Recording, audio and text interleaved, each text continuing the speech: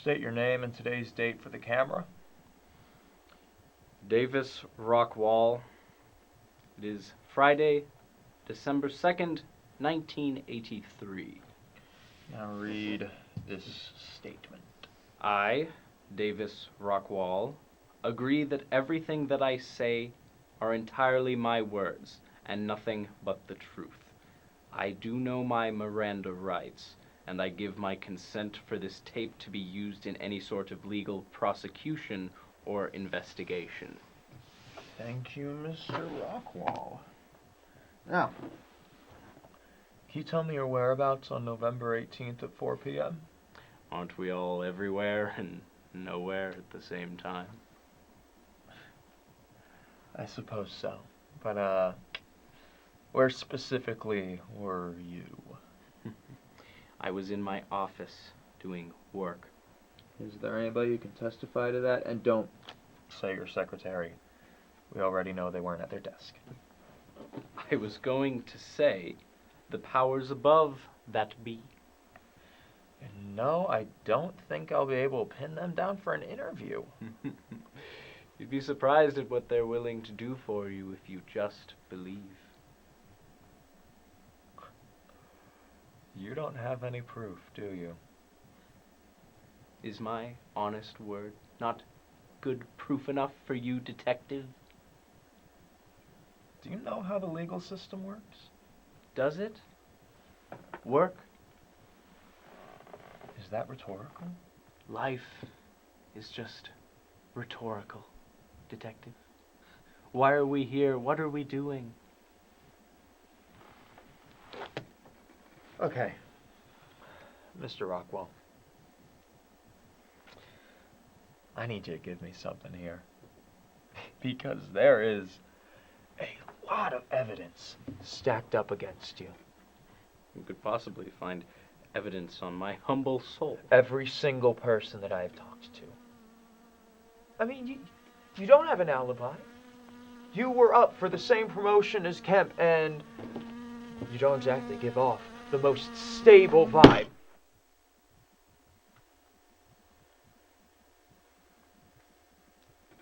Honestly, I kind of see it.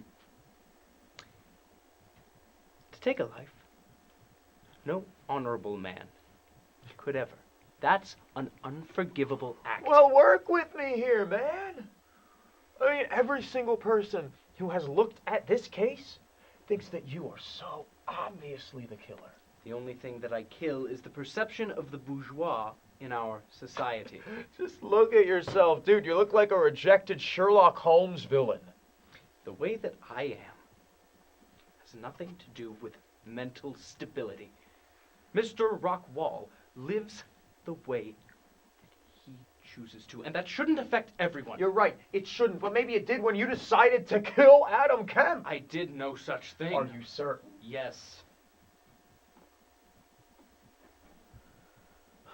Mr. Rockwall, I believe that you are a good person. It may come off as a little nuts at first, but I know that at your core, you're a good guy. So, you wouldn't kill somebody for no reason. Thank you. So, you must have had a pretty good reason to kill Adam Kemp. Maybe he threatened your life. Maybe, I don't know. No! Something. None of that happened. Then tell me what did. Hey.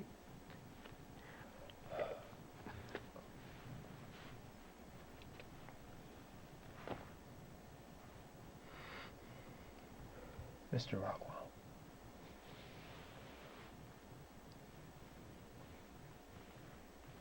I know you didn't do it. And I've got this hunch about who did. But you're gonna have to work with me. Just tell me something that proves that you were not in the women's restroom at 4 p.m. The women's restroom? Yeah, that's where he died. In the women's restroom? Yeah, he liked to drop his number twos in there or something. Then Bailey Dawns is your culprit. What? Bailey Dawns, our janitor.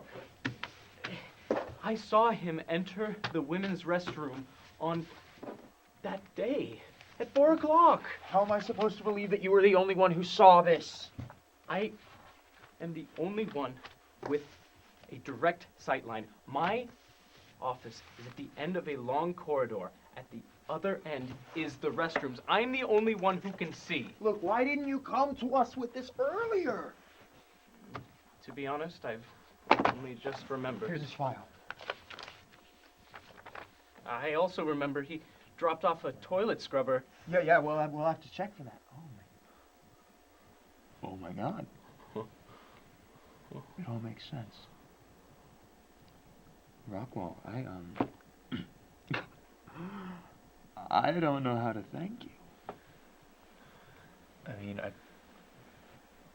hate to say it, but you have been absolutely crucial to this case. Thought you were a little nuts at first, but you are a pretty bang-up guy. Thank you, Detective. I'm just doing my civic duty. I do know how the law works.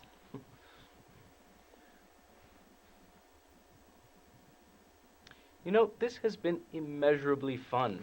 Why don't we celebrate our new discovery with some food or a beverage? I think that you're pretty cool. And I appreciated that you believed me, even when all the evidence was stacked against me. I would love to grab a cold mayonnaise sandwich sometime. Detective Terrence. What? Oh, you're still here. Yeah, door is to your right. Of course.